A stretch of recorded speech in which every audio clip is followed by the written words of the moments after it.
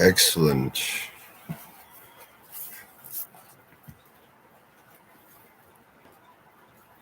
Yeah.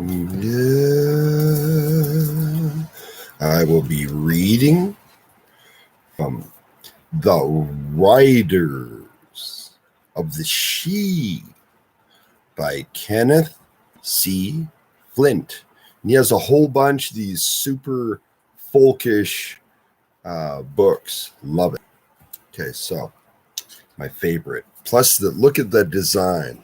Okay, look at the back. Okay, there's a little knot work. I'll get it close. I don't know if you can see it, but right there. Anyway, I'm sure you can find it.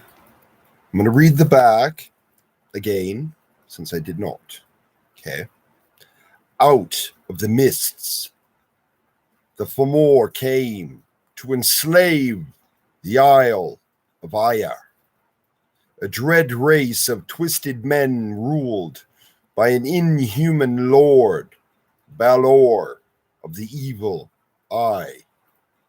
But a champion came from out of the sea, a youth called Lu, seeking his destiny, sent to Ire by the sea god Mananan Maclear to fulfill an ancient prophecy. With Gila, a jesting rogue, and Ain, a spirited warrior woman, he came to love. Lu challenged the Fomor to restore the true king to the throne of Tara, and summoned the silver warriors of the She to fight in the realms of men. The riders of the She, the tale of Lu of the long arm, is among the greatest of all Celtic myths. Now this mighty legend comes blazing to life in a new retelling filled with all the fire and magic of the ancient bards. Ullams, Philly, I would say. I added. Okay, so retuned again. Okay. All right. Must open with music.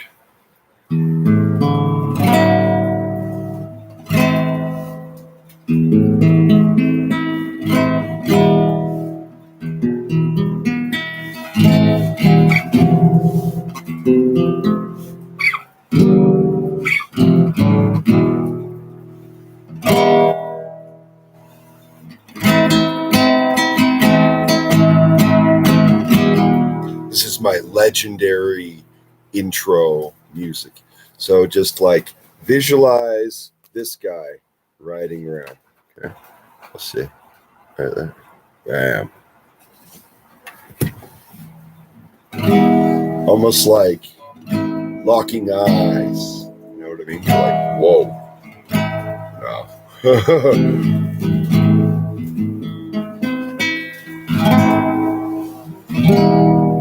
That's what I think.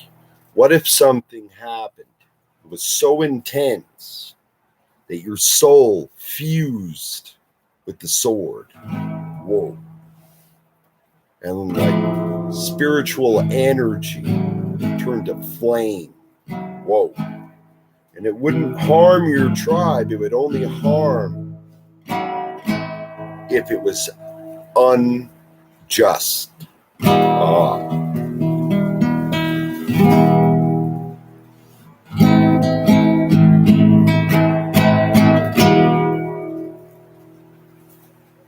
Say, invincible warrior coming from the sea.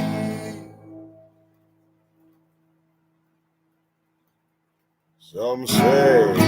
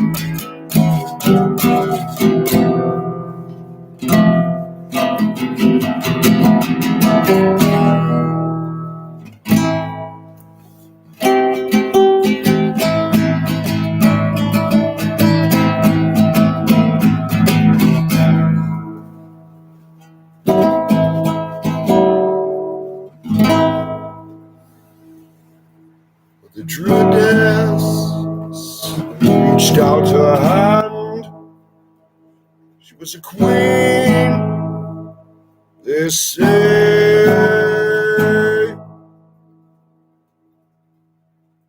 Power of the sea, they say.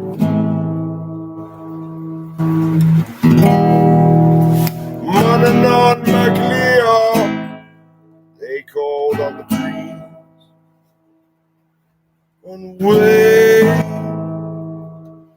take him straight and true to wisdom's keep. Straight and true. I think they call him Lou of the long arm set.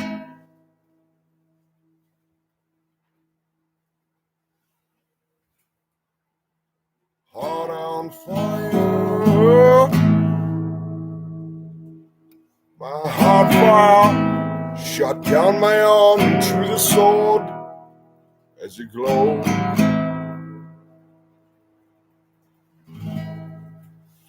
The sword appeared straight from my forecastle set. I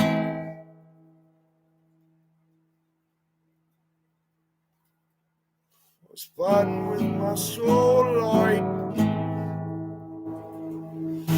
I was fighting with my forecastle. Hey, courage to overcome, they said. Bravery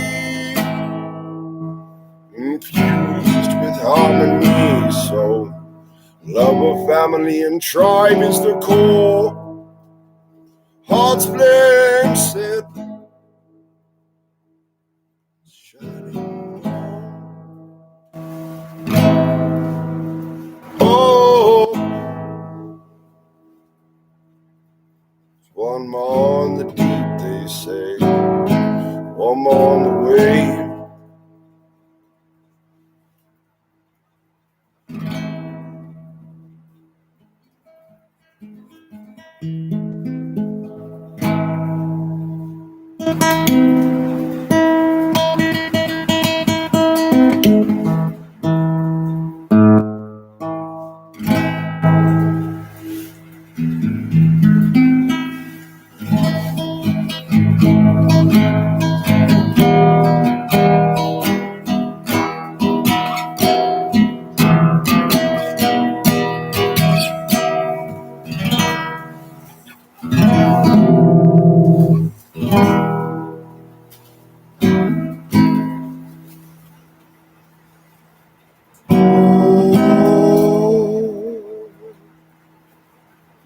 Can feel you on the wave. Oh.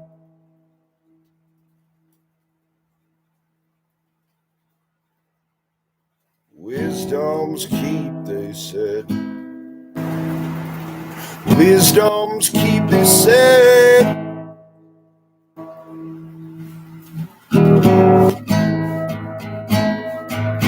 Over yonder sea beyond.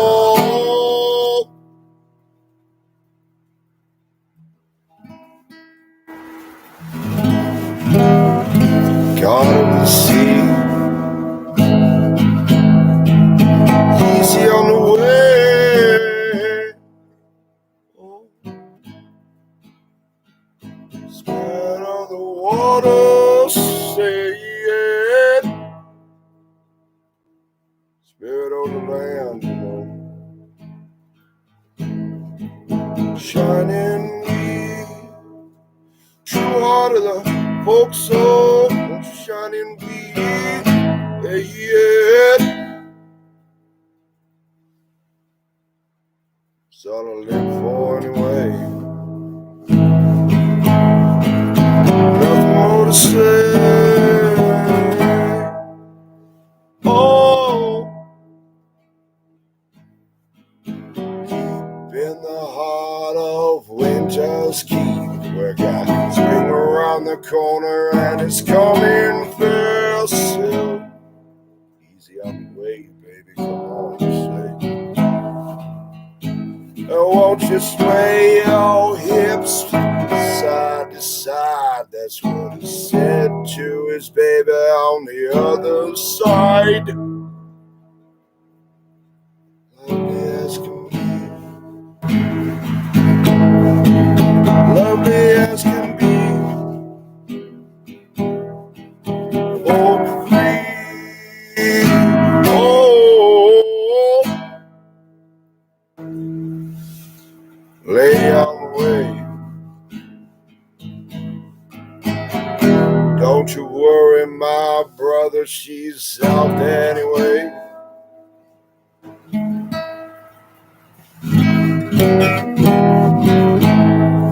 I got a long reach, you know, in my coat head.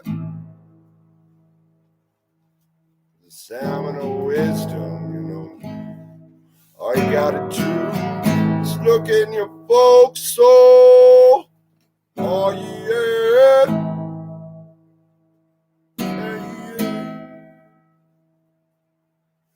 Oh, it's cold in the night, you know. Play on for folks so deep down, you know.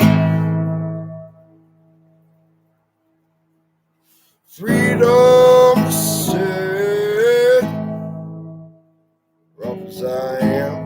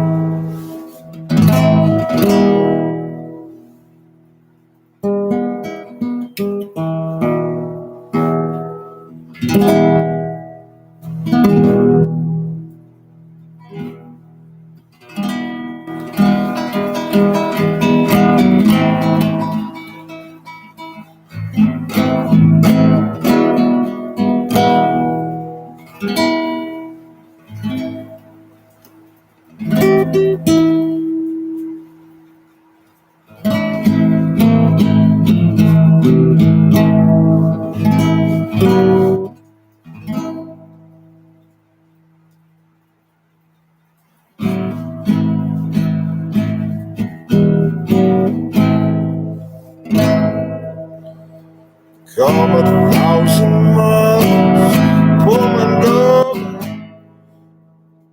on an infinite way. On my love, a million miles, and I would walk 1,000 miles. I would walk a million more. Infinite, I would walk just by my love. Aye-oh, aye-oh. Stay on the sea, on the stay. Love on the way you see. Love on the way. Oh, shine on the sea.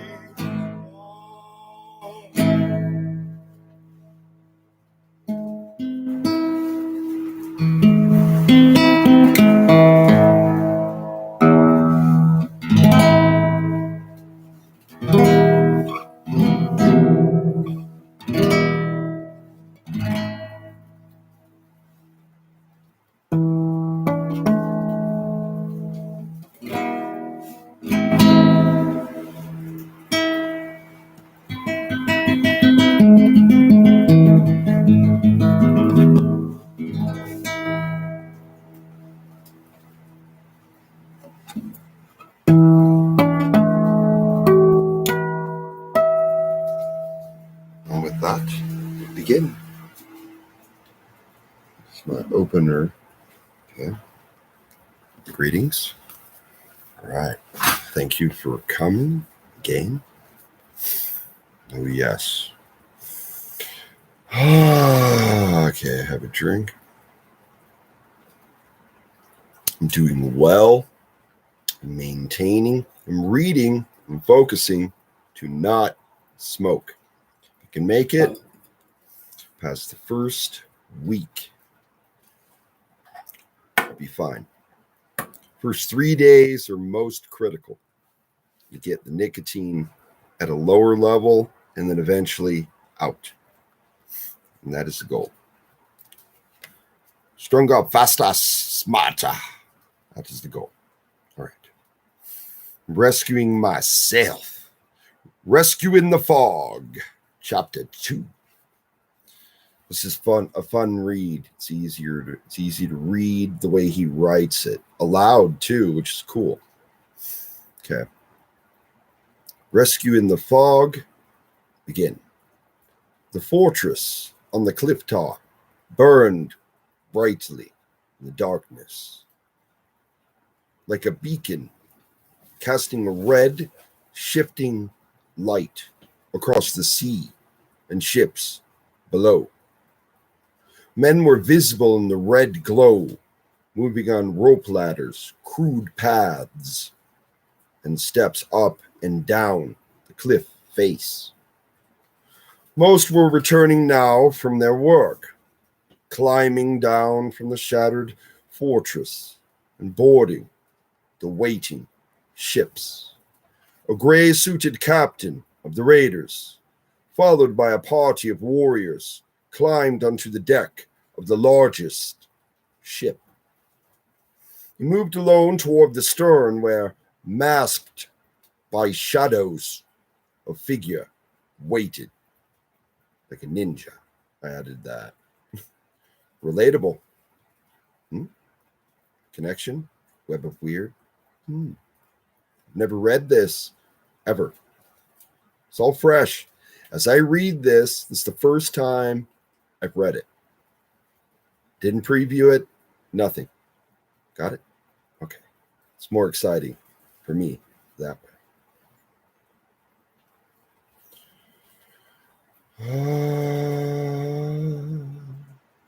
It was not the figure of a man who waited there. And yet in some monstrous vague way it was, immense, motionless, in the containing shadows which rippled and billowed with the firelight reflected by the waves. It was undefined and more trouble for that. The captain's eyes strained as he tried to focus on it, wanting to see it, yet fearing too.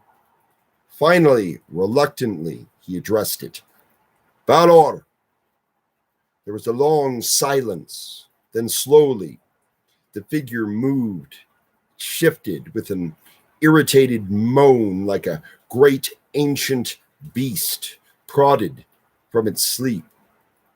And somewhere in that upper mass, which might have been a head, there was a sharp click. A light appeared in the blackness there, as if an eyelid had been raised. It opened to a slit, a hairline crack, revealing a glowing ruby eye. But the intensity of that thin line of light was enough to hint at the power shielded behind the lowered lid. Many times more violent energy, more raging heat lay in that blood-red glow than in the blazing fortress above. Even in the coolness of the night, the captain felt the heat of the eye upon him. As his gaze turned slowly toward him, he felt the sweat start and crawl upon him.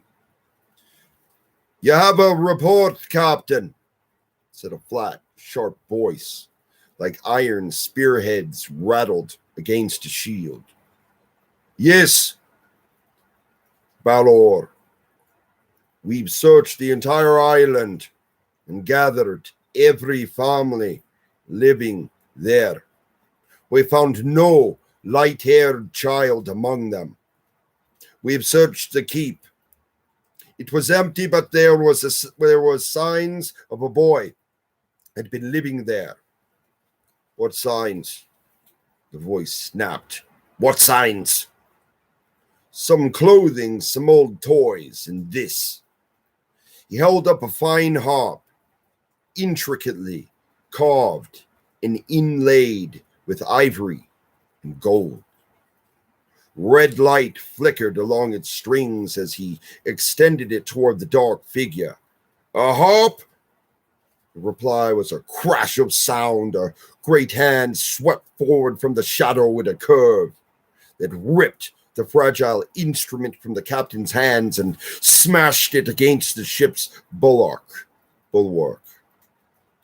With a plaintive shriek of ruptured notes, it fell to the deck. A tangled pile of splinters and curled strings. The hand withdrew into the shadows. Remember what I said about feeling like I just wanted to not play, destroy my instruments, right? He didn't value it, but I didn't. See, I never did. The voice, more sharply edged, asked, "And what about the woman? We've captured her. We brought her here. Let me see her." The captain signaled to the group behind him. From their midst, the woman was drawn, now worn and covered with blood from a bound cut in her shoulder. But still defiant. Tough woman, man. Women are tough. Internally, you might add, thicker connective tissue than men, because you're designed to have babies and you got to be tough. Just saying, women are well known for taking damage better than a man. Just saying. Shaking off the arms of the guards who tried to hold her, walking boldly forward to face the shadowed figure. The ruby eye moved toward her, resting on her for a time, before the voice came again. "So, Tolta, you've made a harper of the boy. What else?" Remember, Balor is his grandfather. "I don't know what boy it is you're speaking of," she answered flatly. "I don't know what boy you're speaking of." Say it real quick, right? There was a movement of the head at that. It was faint, nearly imperceptible. But the slit that was an eye widened a fraction more, and the warriors drew back as the wave of heat and light bathed Telta, making her wince involuntarily from the searing pain. "For many years your father fought us," the voice crackled, "until we destroyed him and his power. He was as arrogant as you. Only he and you would have had the courage to hide the boy from me. It was you who vanished when the boy did. For all these years I've sought to find that out, and then to find you now. Where is the boy?" These last words rose into a shout that clanged against the cliff face, echoing back out across the black water. But neither its violence nor the stinging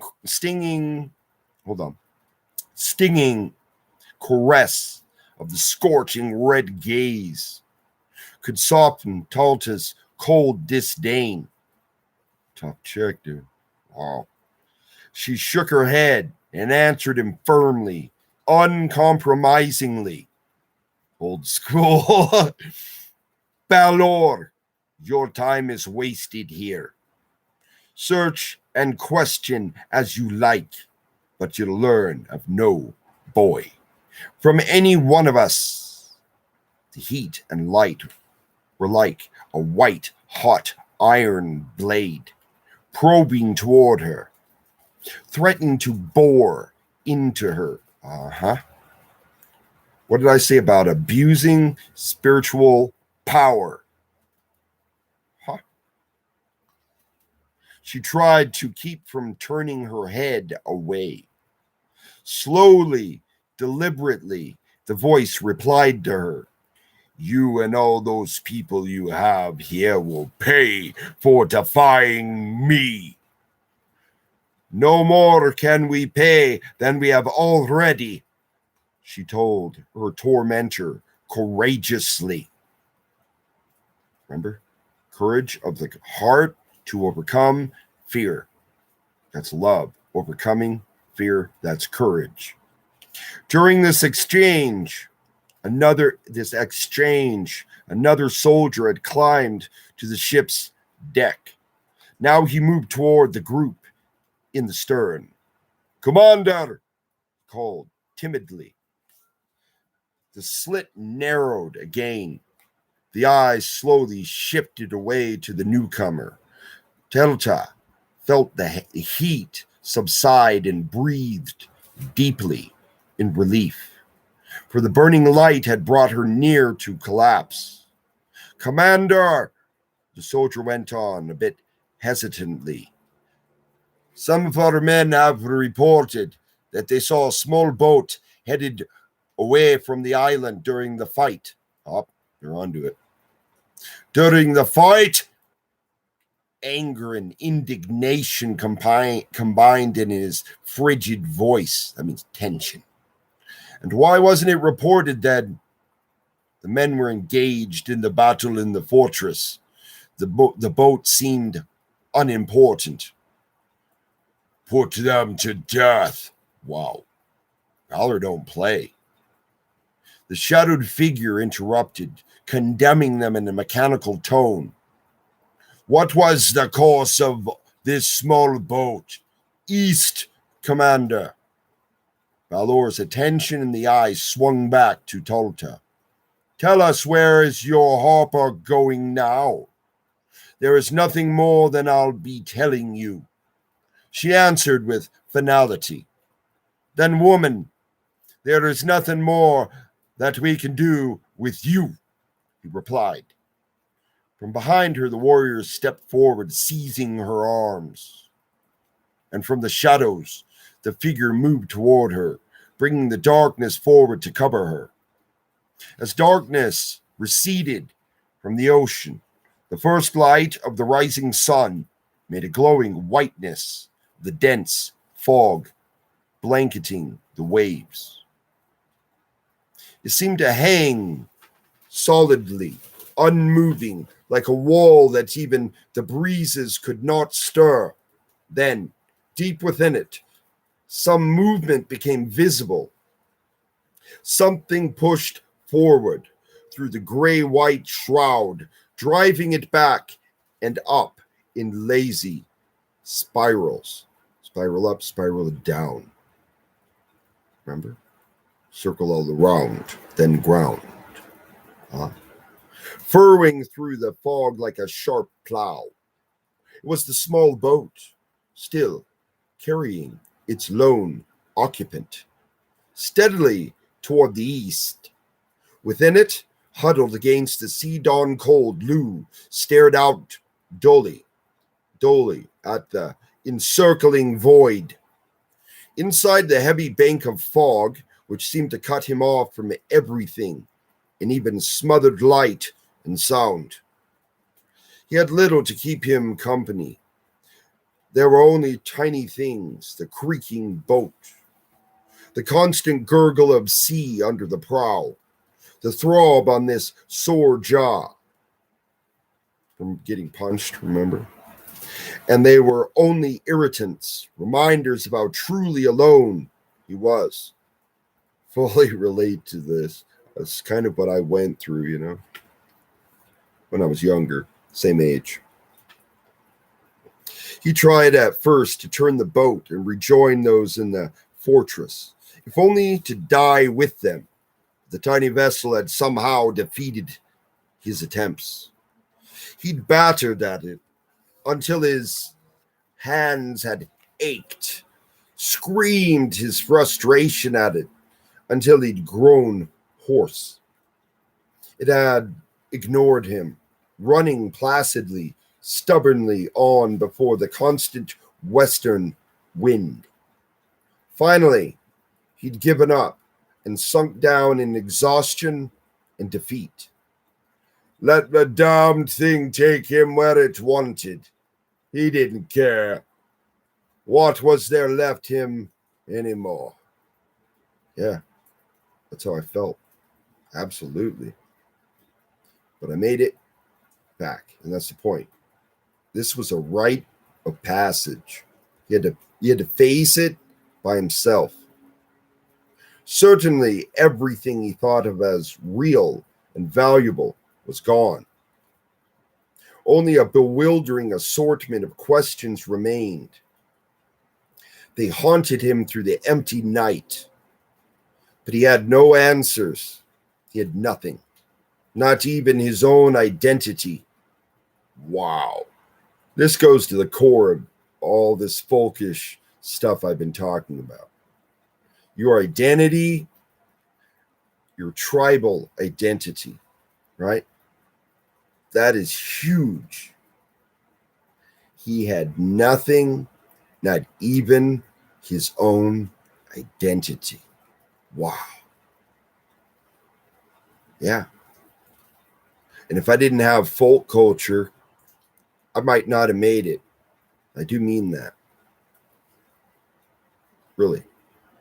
It had all been lost in one sudden, devastating attack, a despair magnified by his own sense of utter helplessness in this white void had crept upon him. Now remember, for men especially, our minds are saying, take an action. There's no action to take. Just float, right? Patience. It's wisdom calling. Maybe. Action 2. He'd sat, afraid to move, willing the fog to wrap him, conceal him, fill his mind and make him part of it. See? Starting to grow. Then, with the growing daylight, other emotions began to stir in him, welling out from an inner self, welling out from an inner self. What have I been saying? He didn't know. He felt anger and a surging, almost exhilarating desire to fight. Yeah, that's what happened to me. He knew that he couldn't simply give up as long as his questions remained unanswered. And he knew something more. He couldn't rest as long as Telta and the destruction of his home were unavenged. He looked round him with a rueful smile. It was fine to make such bold decisions here. Lost at sea, carried against the will by the arrogant breeze. Still he was headed eastward, at least so far as he could tell by the faint sun. And it was east to the Isle of Manannan, the Isle of Man, basically.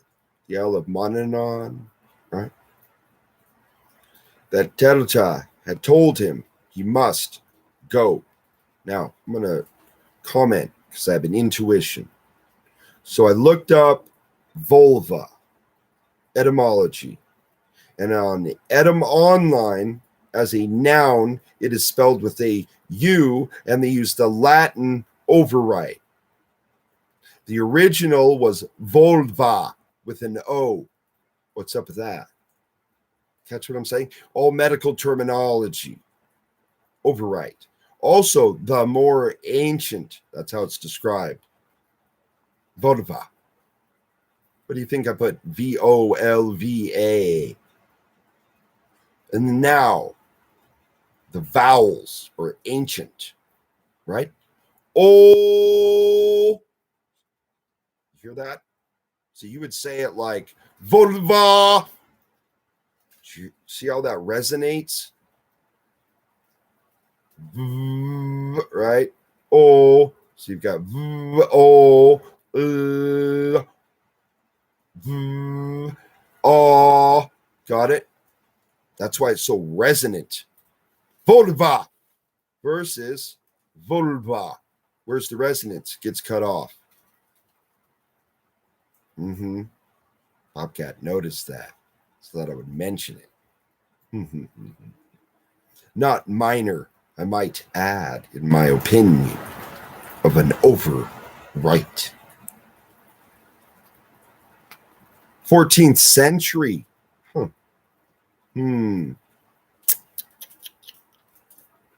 The island's master, let's see, Manannán mac Lir, had appeared in many guises in those tales. Did I skip something? I might have. Okay, got it. It was a strange place for her to send him, he thought. He remembered the tales of the island beyond the mists that he had heard in childhood. The island's master, Manannán mac Lir, had appeared in many guises in those tales. He was a wrathful god of the sea, whose storms destroyed the ships of any mortals venturing into his domain. He was a sorcerer who could take the shape of a soaring bird or a great fish and could ride across the waves in a silver chariot. He was an obscene monster whose lush isle and beautiful women lured victims in to feed his insatiable maw, M-A-W. None of the portrayals of the being were very comforting, thought Lou. Probably not true. But he had little other choice. He had never even heard of any other lands beyond these constant mists. Then his thoughts were interrupted.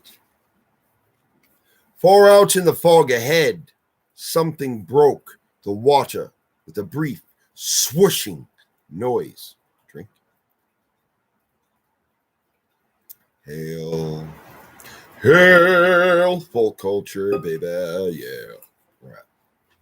Lou sat forward, peering intently ahead.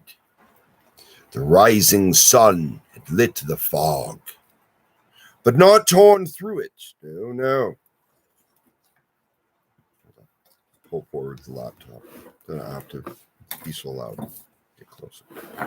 Time to knock everything off, BobCat. Right up. Fire you.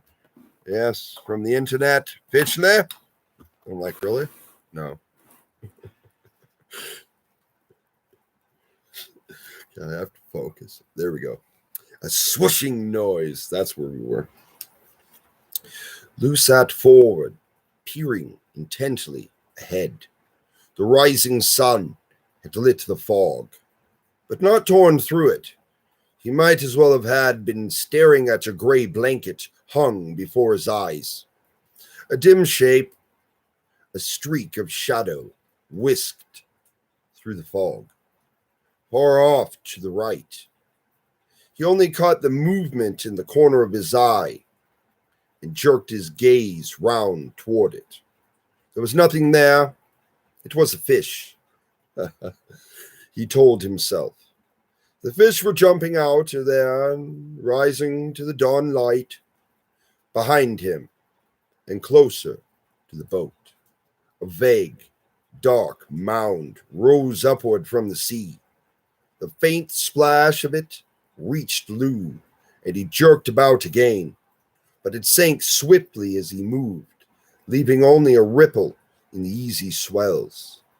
Lou stared back at the spot for a long moment as the boat carried him steadily on. Then, very slowly, his eyes traveled about the encircling wall of fog, searching for any sign of movement. He held his breath, listening for any sound, but there was nothing. And yet, he knew with an uncomfortable certainty that he wasn't alone in the fog anymore. A gurgling sound rose from the water behind the stern and drew him there. Hold on.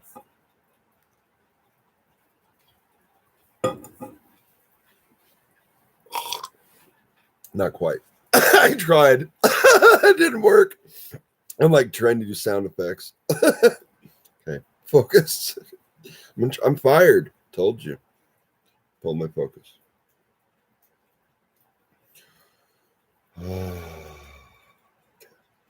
A gurgling sound rose from the water beyond the stern and drew him there.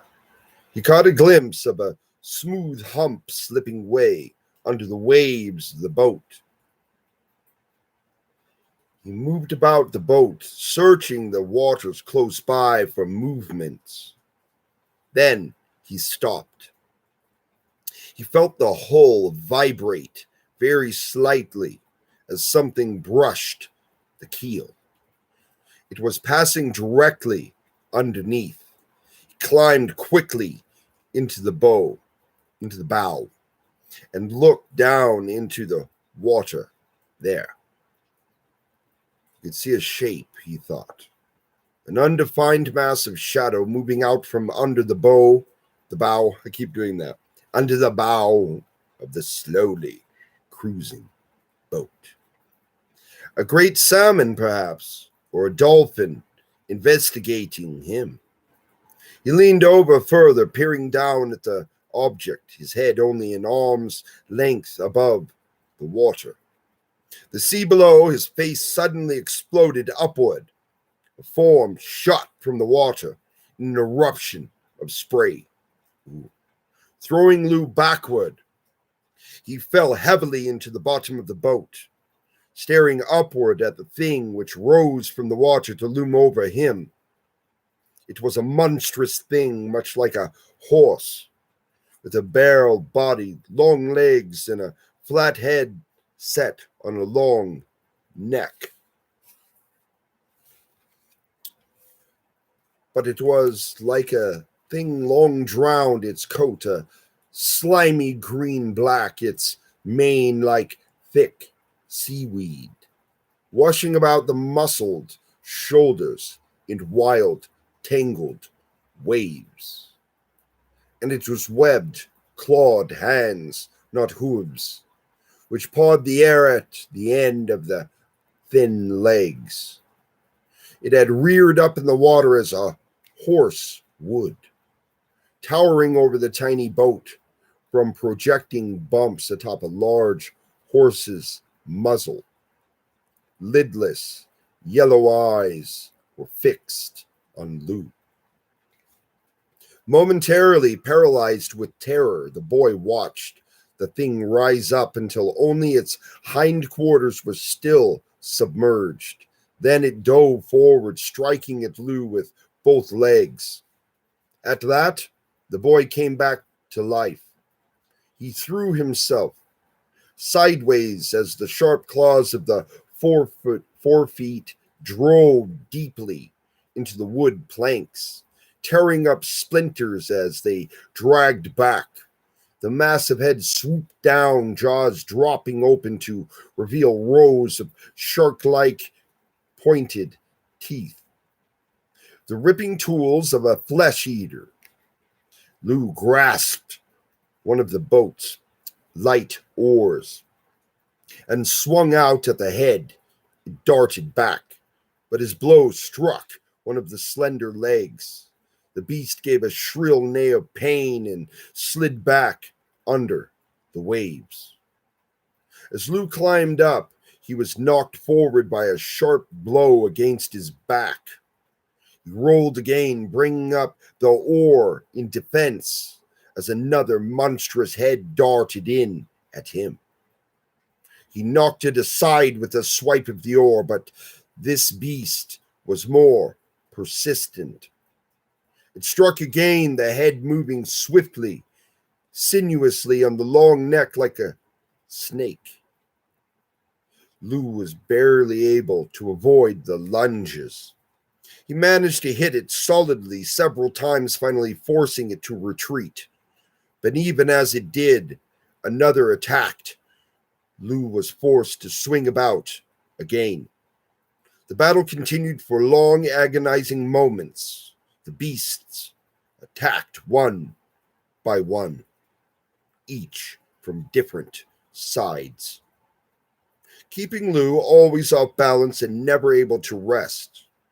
He couldn't tell how many there were, but at least 3, and all very good at this deadly game. He managed to keep them away, but their assaults became steadily more determined. Then one beast managed to shatter Lou's mast with a sweeping blow of the great head. The mast toppled, catching Lou in a tangle of sail and ropes. While he struggled to free himself, another of the beasts rose in a great spray of water and dropped half of its length into the boat.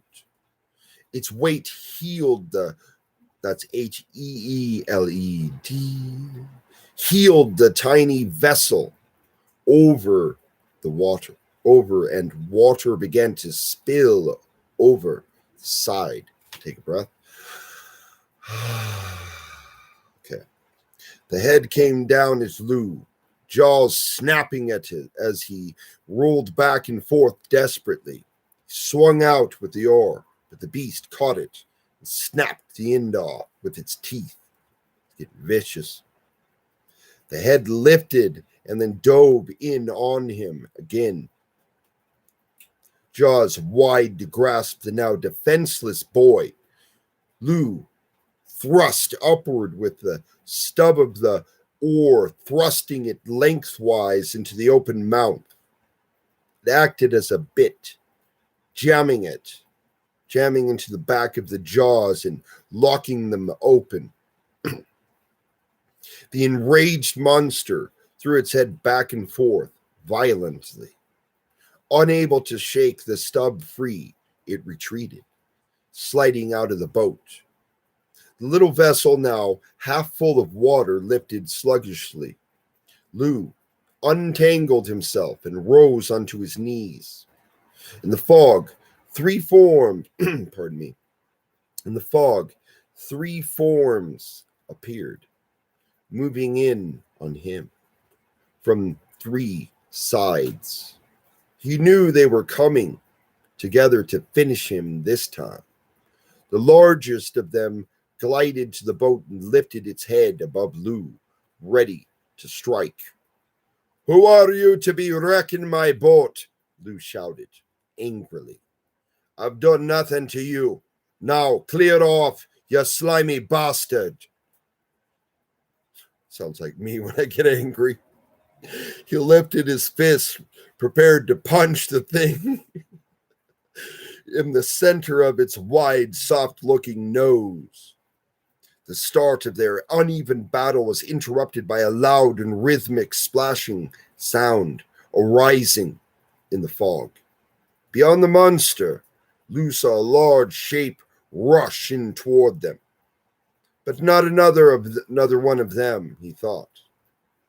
But as his adversary turned its head toward the new arrival, a slender line of light swept from the shadowy object and whisked across the beast's neck in a blazing crescent. The head, neatly by a single cut, plopped into the boat at Lou's feet. Wow. Jaws working, even in death.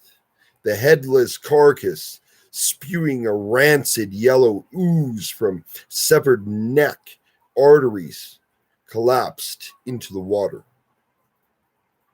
The other animals wheeled away from the boat and charged into the mists after their new enemy. There was a jungle of shadowy movements. The flicker of that same thin light as it swept round in bright arcs here and there. Screams of anger and the pain from the monstrous beasts. Monstrous beasts. Then one of the animals rushed out of the clouds toward the boat. But it didn't pause there. It surged on past Lou, plunging away into the concealing fog and safety. Silence fell again upon the fog-shrouded sea. The large, dim figure, which had come to Lou's aid, now floated out there alone and motionless. He peered out at it. Hold on. He peered out at it in both hope and fear, wondering whether a friend or another stronger beast had rescued him. The silence was broken abruptly by a pleasant, almost cheerful inquiry. Are you all right then? Oh, well, yes, I think so, Lou answered somewhat uncertainly. Good, it's very good, the voice responded crisply. I was hoping so. You had a bit of a hard time there. Those each can be, or each U-ish. Let's see. U-I-S-G-E. Sure, I can look it up in the back. You know what I mean? I'm not going to right now. Can be somewhat bothersome. The what? Asked Lou. The creatures, the water horses, nasty beasts. Seems I arrived just in time. The casually amiable nature of the man in the fog had a bracing effect on Lou. His sense of loneliness was replaced by the warmth, companionship. That's 100% love right there, homie. G'd up. Yep. You know, I'm just kidding. Tribal up. Okay, we're right here. Okay, good. I thank you, whoever you are, he replied, wholeheartedly. That's how it is.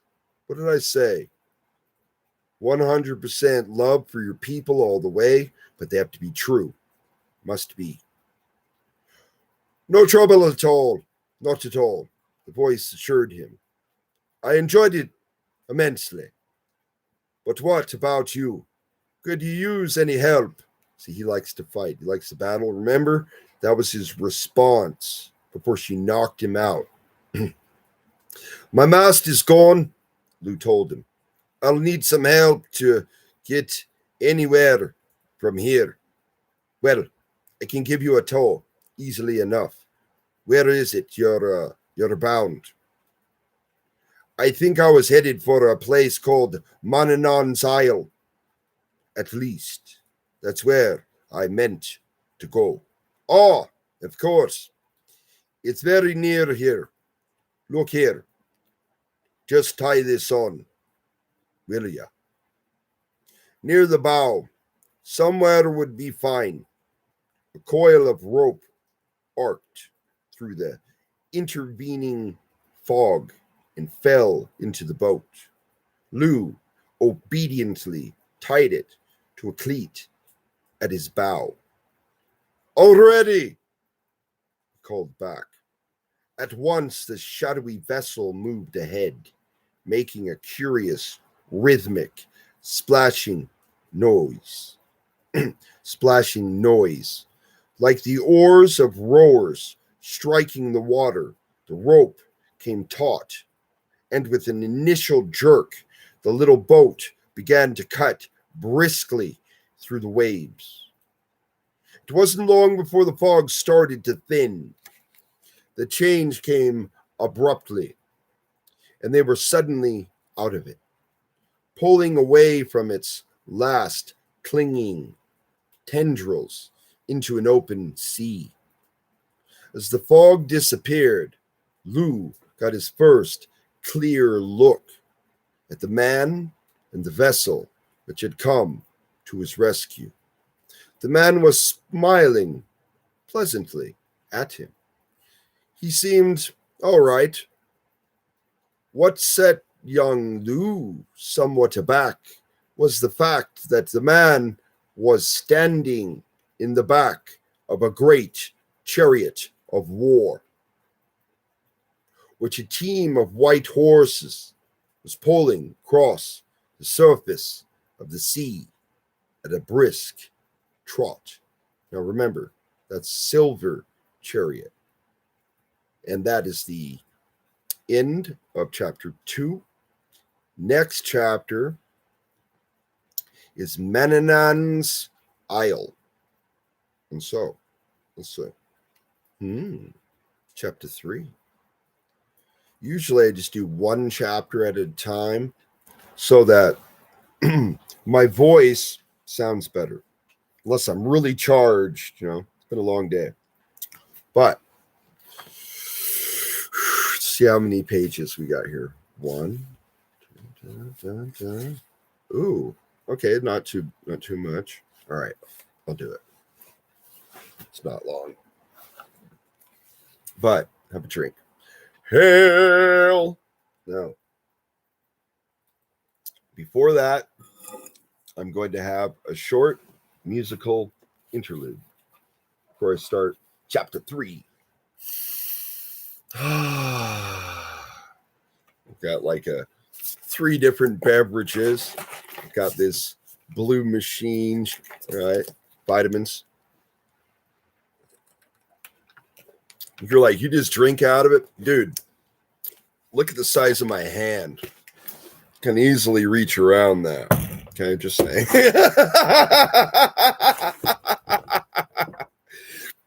So, for an icebreaker, I went down to where the Utah Jazz used to play.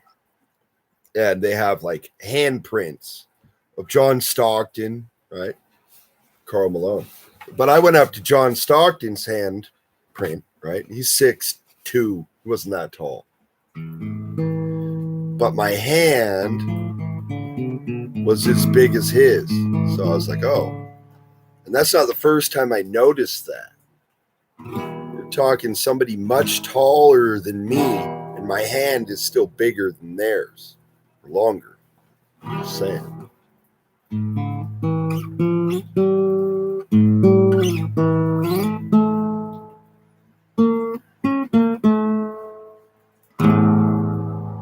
Comb the god of the sea, going to the outside.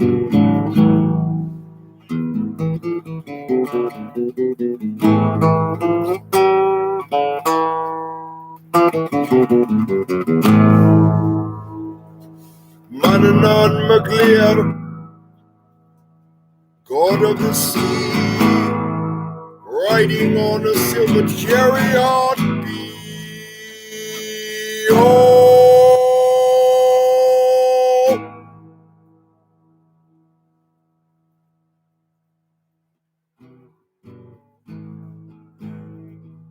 I thought you were a bad man. That's what the man in the black robe said, with the white collar with the little square. Say, hey, hey.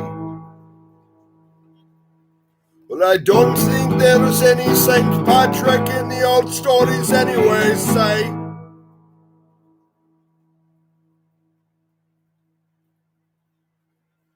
And the snakes eat the rats, so they keep it clean. We need the rats out of Ireland, say I.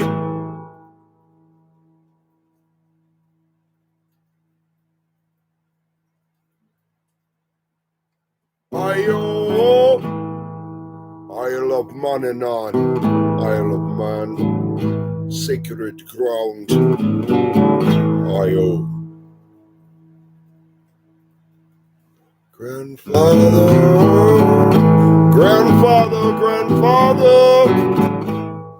riding on the sea, oh, Volvo, sea, oh,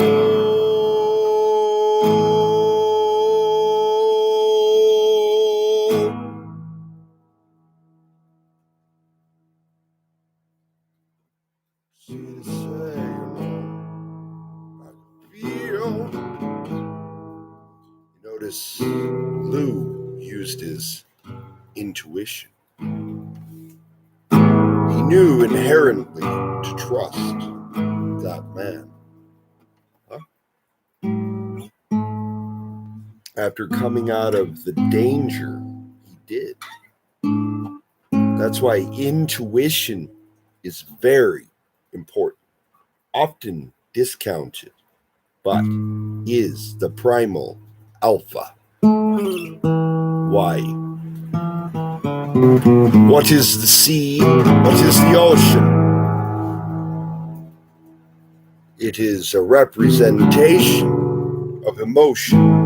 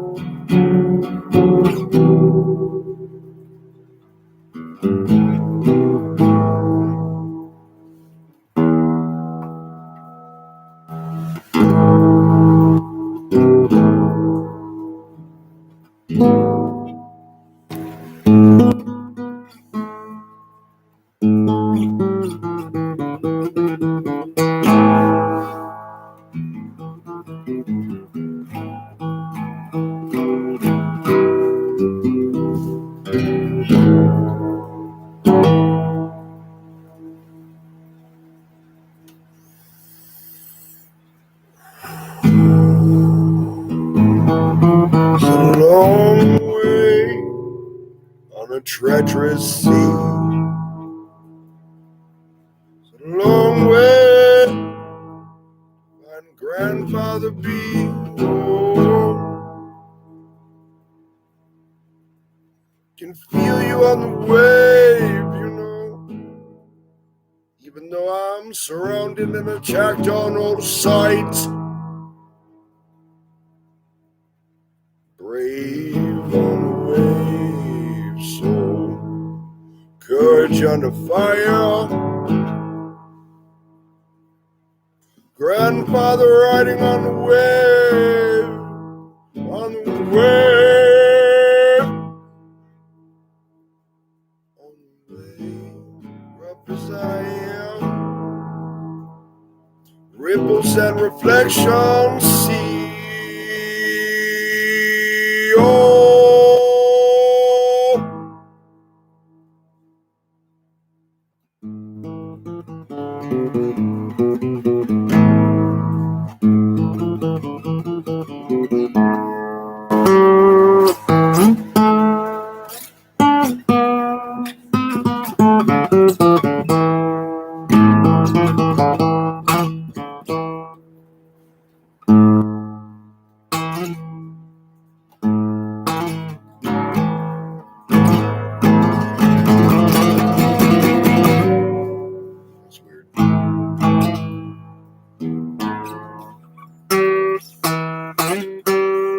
Too fast.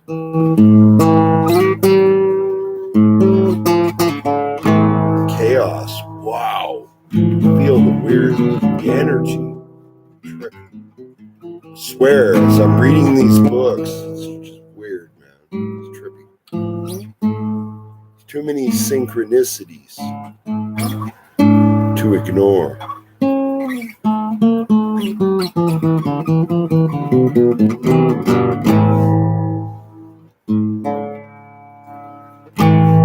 Calling fire up. I guess I owe Blake up, yeah. Be sharp as a sharp sword could be. All I see is a thin line. He said, all she could see is the eye. All she could see is the eye. When she knew, like a true-hearted woman, drew this on the way, queen. Would it be the king of the sea. Oh, Mananan Maglio, Mananan Maglio, Mananan Maglio.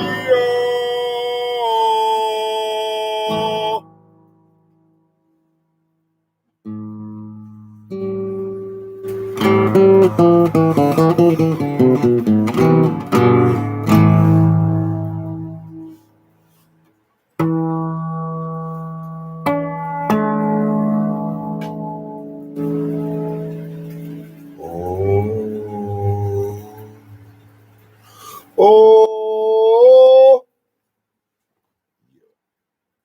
ready. Let us do it. Begin. Drinky, drinky.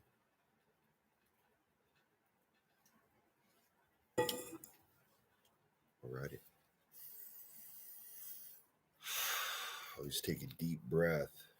Gotta breathe. Pay attention to breathing when reading, even if you have to slow down. Let's see. Chapter 3, Mananan's Island. Ooh, yeah, baby. That is cool art. The man noted Lou watching him and smiling broadly. Hello there. Nice to see you at last. Sorry about the fog. Sometimes I wonder why I came up with it. Lou could only stare back at first, too awed by the peculiar sight to speak. How? He finally shuddered out. How can I ride the waves so casually? The charioteer supplied helpfully. Well, that all has to do with one's viewpoint. You see, I mean, it seems only water to you, hardly a firm surface at all. But to me, it looks like a fine open plain, as solid as any land. Lou examined his rescuer more closely. He was tall and long-limbed, clad in a simple woolen tunic and pants. His face was lean with a casually matched set of features, small chin and eyes, long nose and broad forehead, which somehow managed to combine pleasantly. His most distinctive point was a head of silver hair in tight, unruly waves. Probably was silver. He seemed quite normal, not threatening in the least. And yet, with his chariot, he had to be. Monanon Maclear, I certainly am, the man offered, as if he'd been reading Lou's thoughts. Telepathy, of course. God of the sea, Stormbringer, Ship Crusher, and all the rest of that. He waved it away as if bored by the idea of it. Then he nodded at the boy. And you are Lou. How did you know me? The boy asked wonderingly. Oh, I know you quite well. In fact, I've been keeping watch on you since you entered my little fog. I wanted to be certain you'd reach any humble island safely. There's not far to go now. You know that he tested him, right? He pushed him as far as he could. His capability. Rite of passage. He gestured ahead of them. On the dawn horizon, an island was coming into view. The sun seemed to draw it up with it as it rose. haloing it briefly. Wow. Remember I said about the haloing of the supermoon? Also, I know it's opposing, but just saying. Before detaching itself to drift up higher in the brilliant sky, because the sun has a halo as well. To this boy who'd known only the rocky island on which he'd lived, the land they approached was a pleasing one. His home had been a place of stark, gray cliffs, hard angles, and rough stone scored by the winds.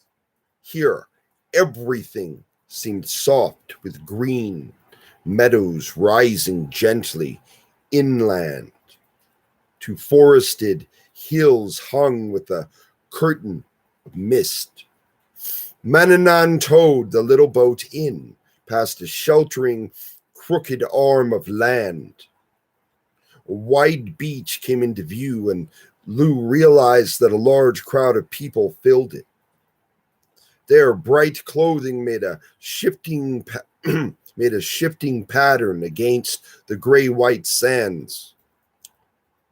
They were waving and calling greetings, and the sound of songs and instruments drifted out to Lou. Heart song. "Who are those people?" Lou asked. "Oh, they're mine," Mananan answered. "That is, they live on the island with me. The welcome is for you." Wow. So he doesn't know who he is. "That's very nice," the boy said. He found that the drifting music of the voices and the pipes was very relaxing. It lulled him like the sound of grasses rustled by a warm breeze or the evening call of settling birds. Called up images that shimmered before his weary eyes like sunlight on the sea. He saw pleasures offered by this land. The wealth, beauties, and ease. The soothing caresses that washed away all pain. He listened and his head sank down against the boat's side. His limp hand fell into the rushing waters with a splash. Mananan looked back and saw the boy's state. Abruptly, he leaned down and scooped a handful of chill seawater into Lou's face. As the boy sat up, sputtering, Mananan shouted irritably to those on the shore, "Look, could we do without the bloody singers and pipes?" The music stopped abruptly, and Mananan turned to the now wide-awake Lou in an obvious embarrassment. "I must apologize for this. They think that everyone who comes here has got to be enchanted into the state of stunned sleep." "Enchanted?" Lou asked in bewilderment. So that was, songs could be used in defense, right? Or offense. Yes, you see. This is supposed to be an enchanted isle, and I am supposed to be a god. So it's helpful to keep visitors in a sort of sensual haze. Wow. I don't much think I'd care to be enchanted, Lou told him emphatically. "Of course not," Mananan agreed. "And it doesn't apply to you at all. I want you to come only with a clear mind and by your own choice." That's right. That's how it works. It's very important. Well, I'm not certain about my mind anymore, and it doesn't seem as if I've much choice of where I'm to go. Still, you don't mind coming? I mean, you're not afraid." "Of course not," Lou said, trying to sound assured. He was afraid, of course. Right, but he has courage. Remember what I said? Courage, love, overcoming fear. Things were too strange for any but a fool not to be. But he wasn't going to be let to let his rescuer know that. Fine then, Mananan said heartily. Let's go on in. Lou tried to look relaxed, while the team trotted on toward shore and ran the chariot right up onto the beach, drawing the boat up after it.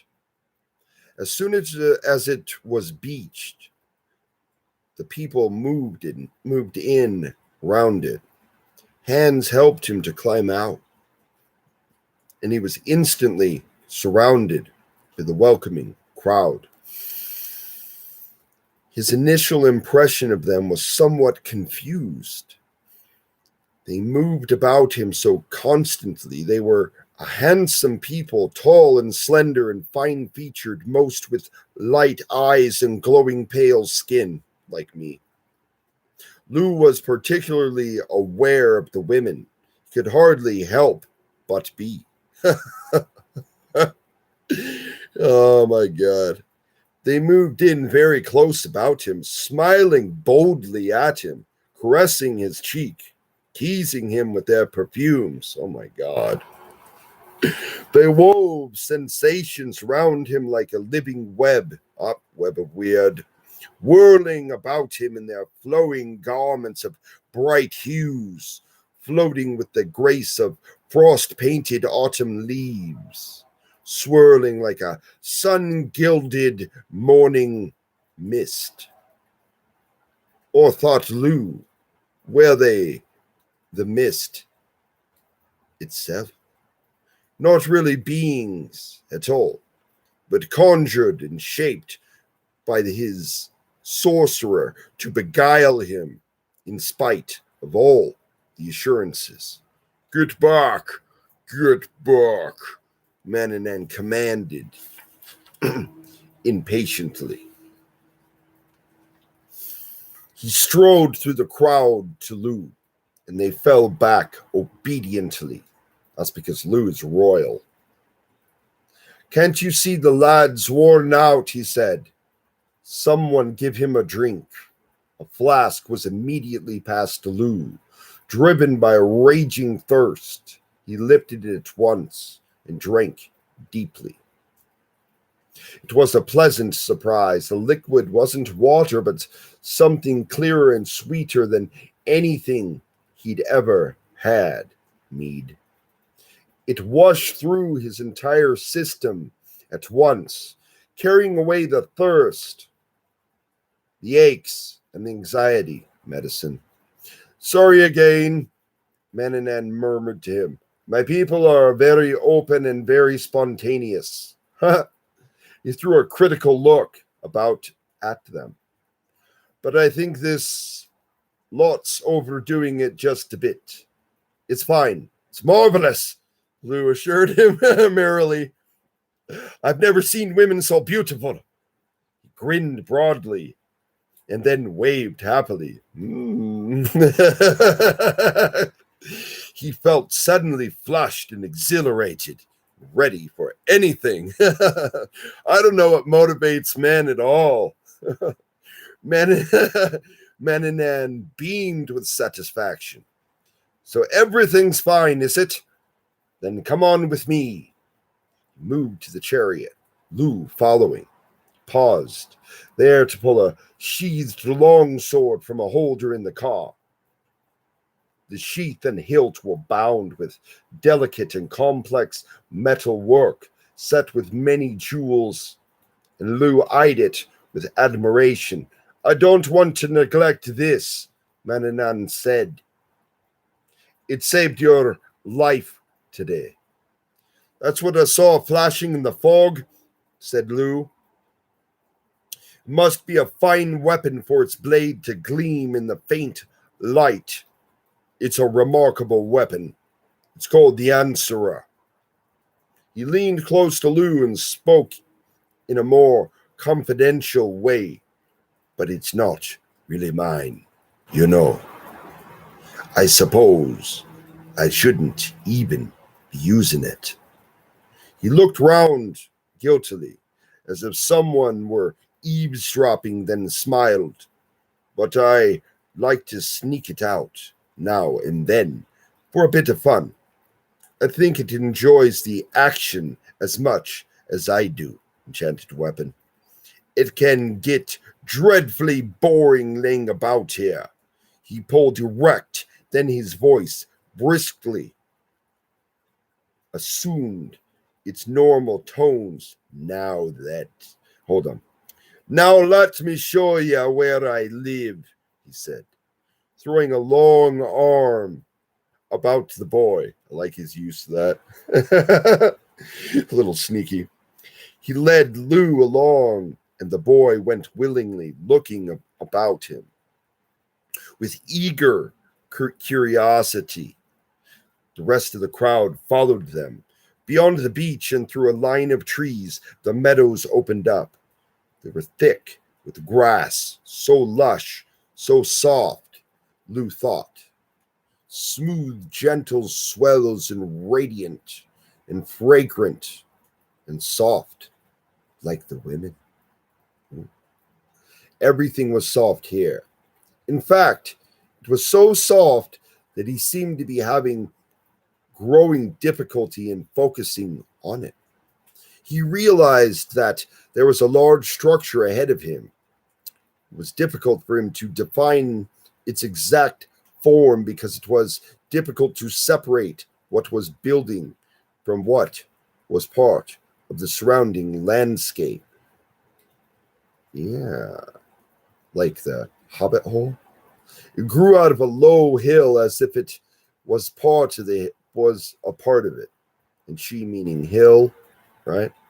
Or as I was told. I knew that. Just been a while. An immense dome, it was partially covered by earth, while its exposed portions were a mixture of timber and living trees, cut stone and natural rock formations. It filled all the middle of the one vast plain and rose far above the meadows round. The entrance was through an arc of yew trees, forming a hallway that led to an inner space. As Lou came into it, he stopped to look around him. In the simple, isolated life he had lived so far, there had been nothing to prepare him for the wonders of the room that now opened before him. They had entered at a high point, and he could see far across the room. The space was enormous, encompassing meadows, groves of trees, streams, all encircling a central mound on whose top sat at a rough circle of large stones.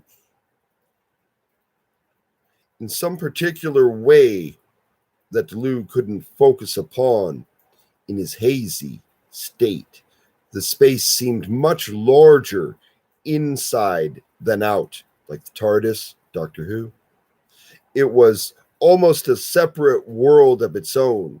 The place wasn't even a room so much as a piece of the outside loosely restricted by casually placed walls. Above the mound, the dome arched up, far above the tallest of the trees. Its center seemingly open to the sky, except for a spider web of light, web of weird, supporting beams. Well, what do you think of my she? Of my hill. Mananan asked. She, Lou repeated vaguely. That's what our home is called. It's nice enough, I suppose. It's very much more than that, Lou exclaimed in awed tones. They walked on, Lou following Mananan, along a path which meandered through the meadows toward the central mound. Behind them, the followers dispersed gradually, slipping off into the many side paths until it was only the two who mounted the gentle slope to the top of the mound. The top was a smooth, flat circle of packed earth. Circle round. Back down to the mound. What did I say? The stones, each a rough hewn block taller than Lou, were set at equal distances about its outer edge, forming a large ring.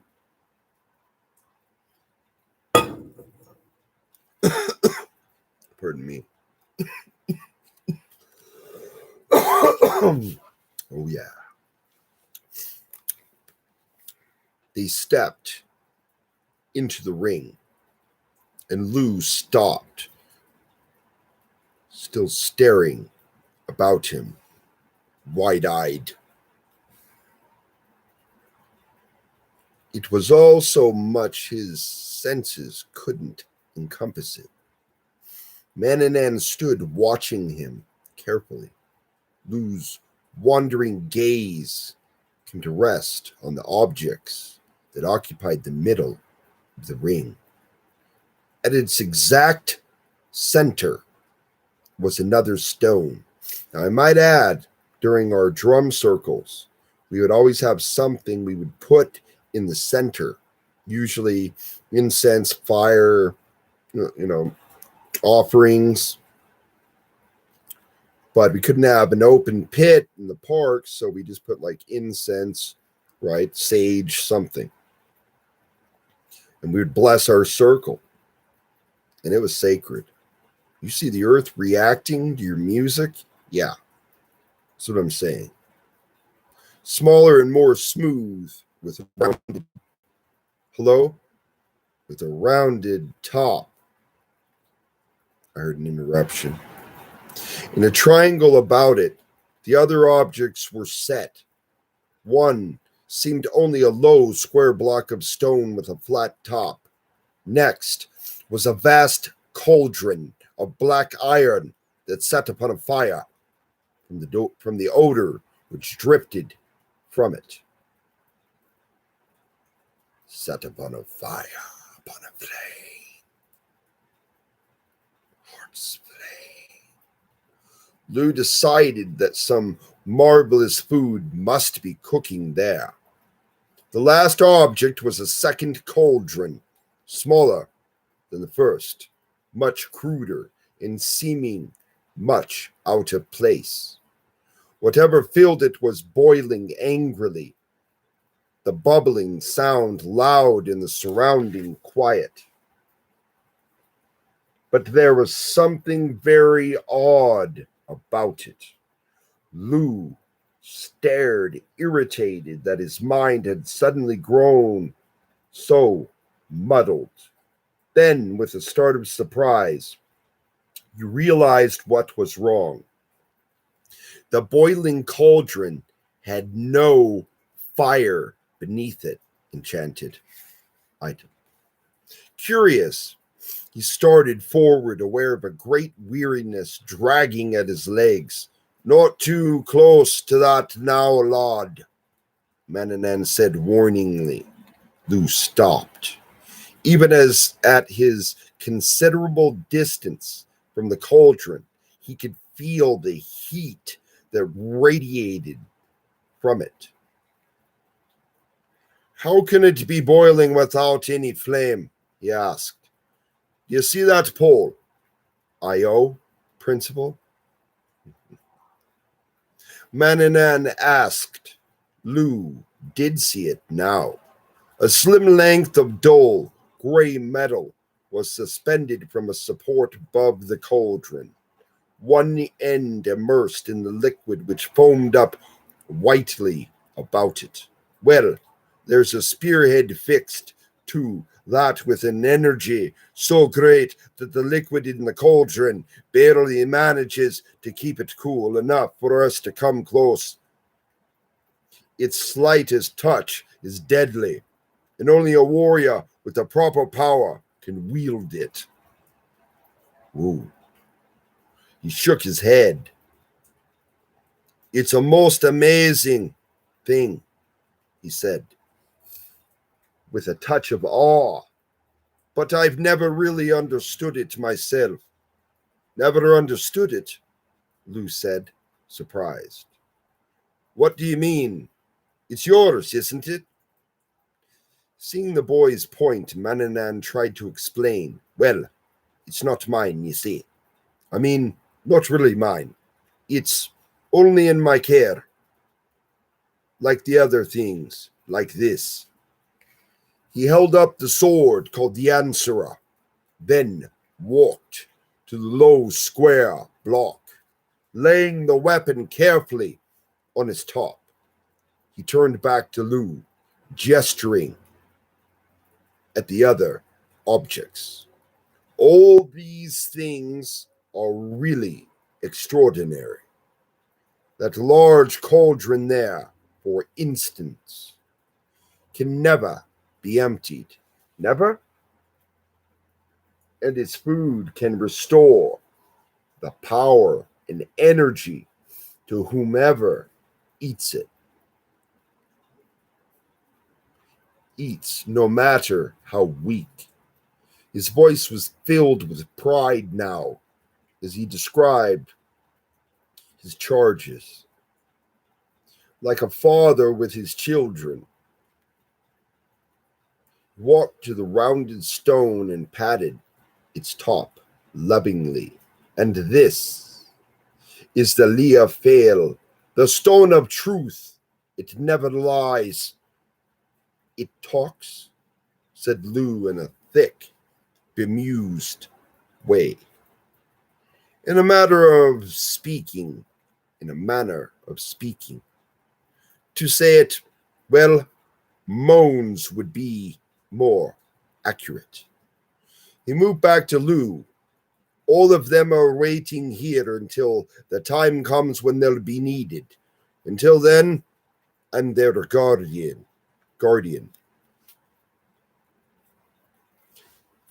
Do you know who will use these things and when? Certainly, Mananan answered casually. It's a bit in the future, yet. Then your magic can give that kind of knowledge to you? It can, the man said with a certain pride. Lou turned to him eagerly. If you can't know such things, then you must know about me, about who I am, why I was sent to you. I have so many questions.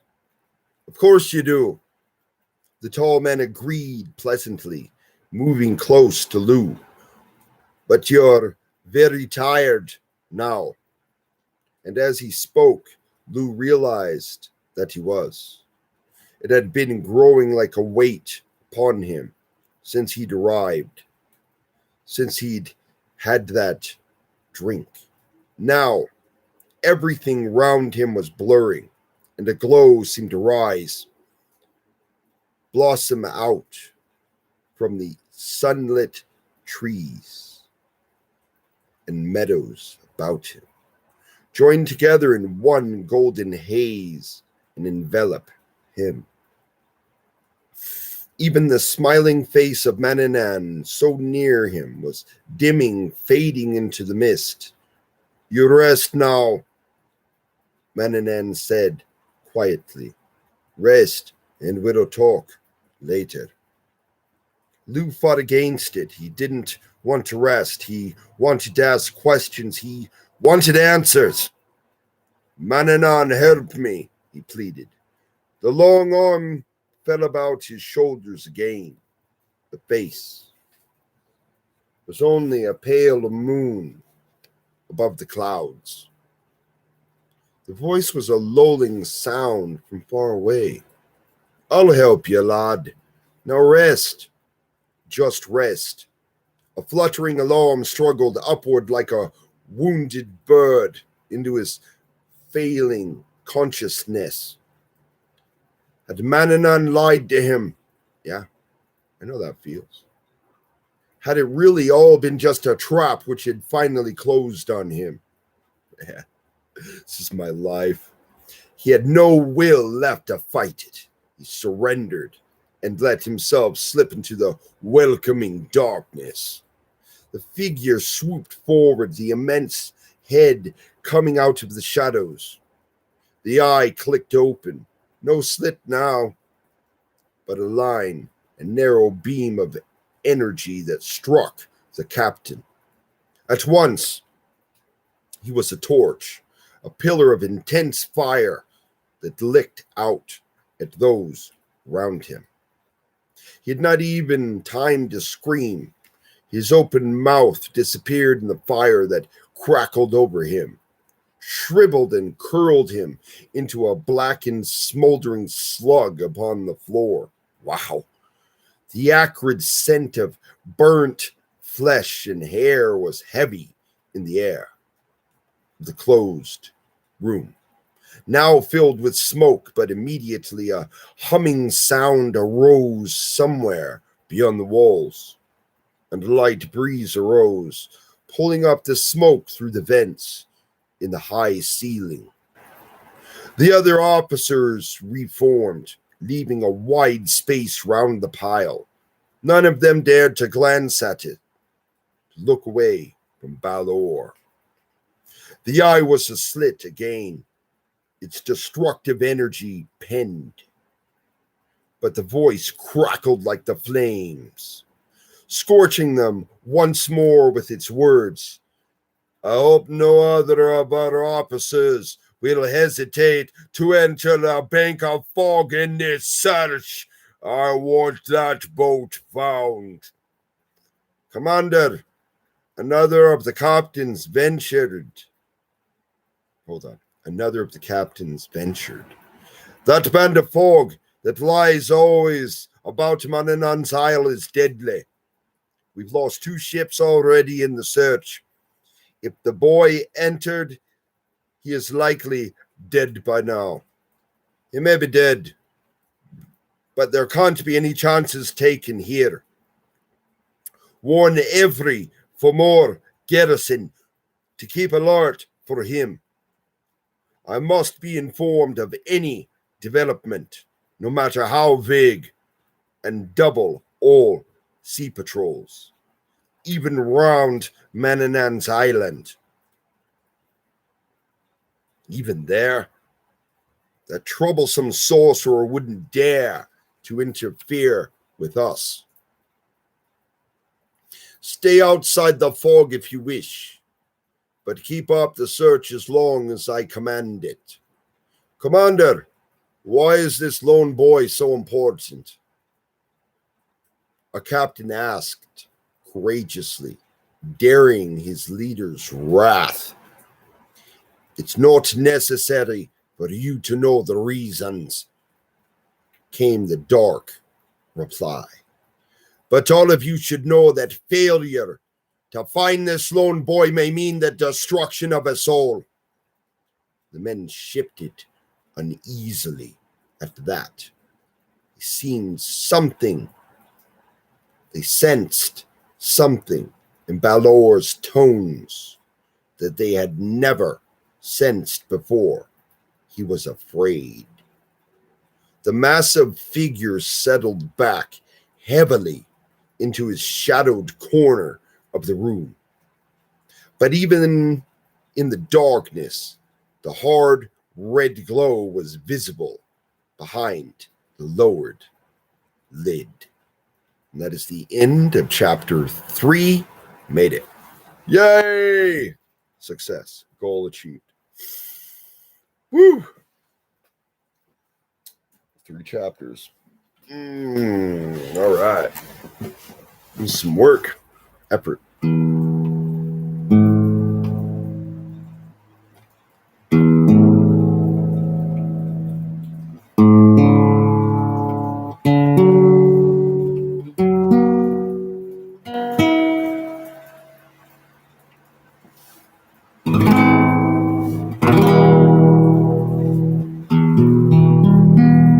Chariot on the way.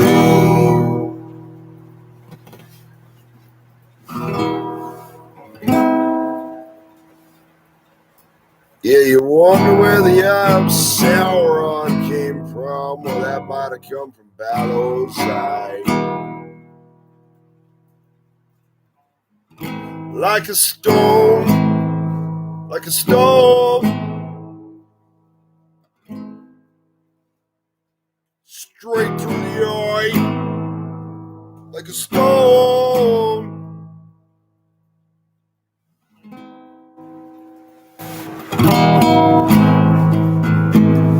Cause all there was hate, see. And Lou was love and light shining. Oh, shining on. Has nothing to do with any Latin name you see.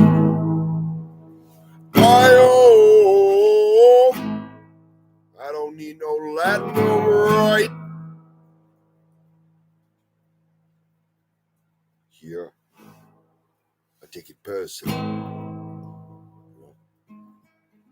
If you want to go play around with that, say,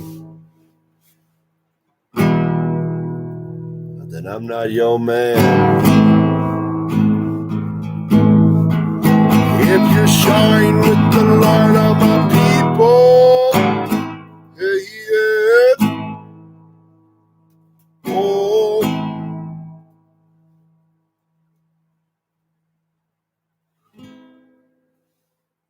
circle cauldron round. Oh, oh, bravery, courage on the sea. They say, shining on.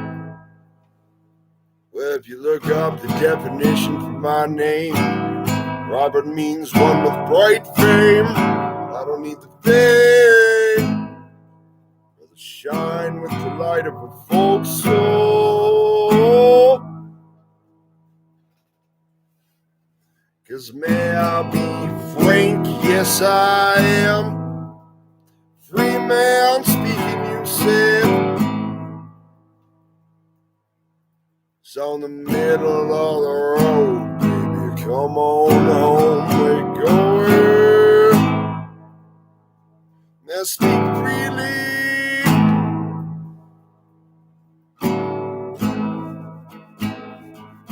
Going across the land and the crown of the sea. My people be folks so on the way home.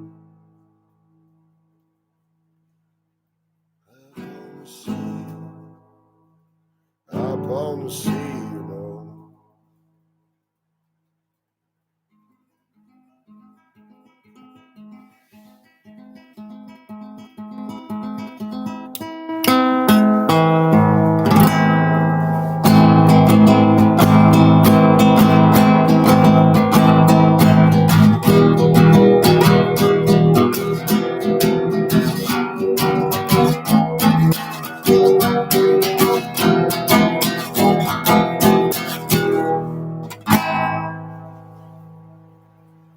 And for my regular, that's why. Motivation. That's right. It's for you. Care. I mean that. I love you all the way. My friend, my sister, my brother, oh, grandmother, grandfather on the way. Oh,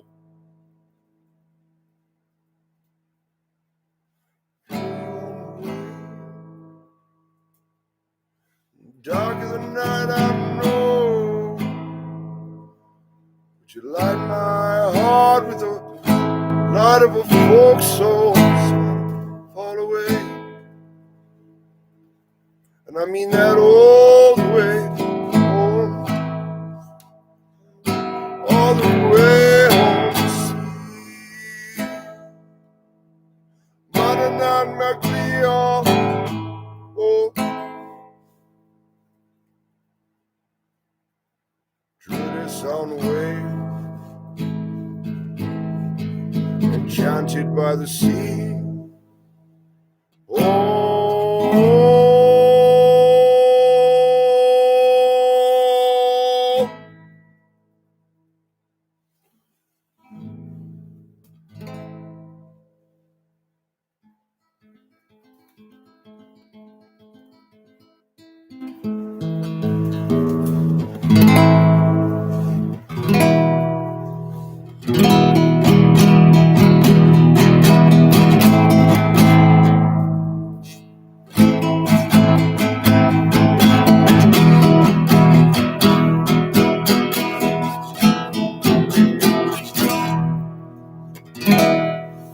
I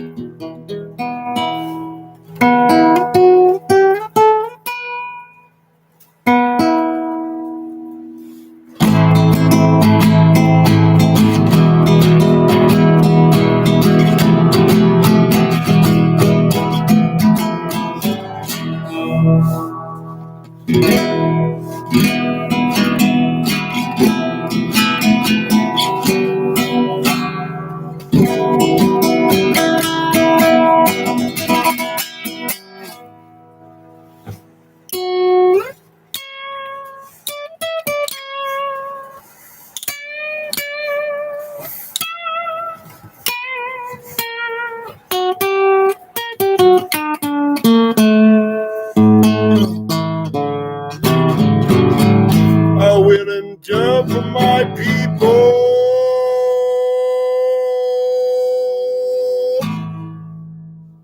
Folks on the way, oil, tree flaming well, you know.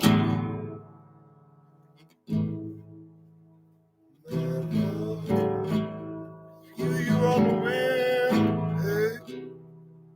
Feel you on the window. Rough as I am, rough as I am. Ripples and reflections on the pond I see. Deep inside, deep inside.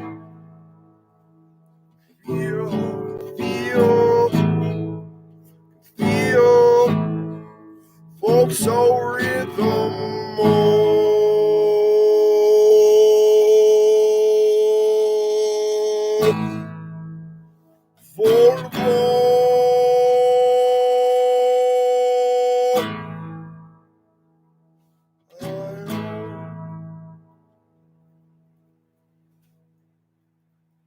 Thank you. I love my people. Love for my folk. I owe. Grandmother Volva, no. Druidess, no. God of the sea knows for sure. I owe.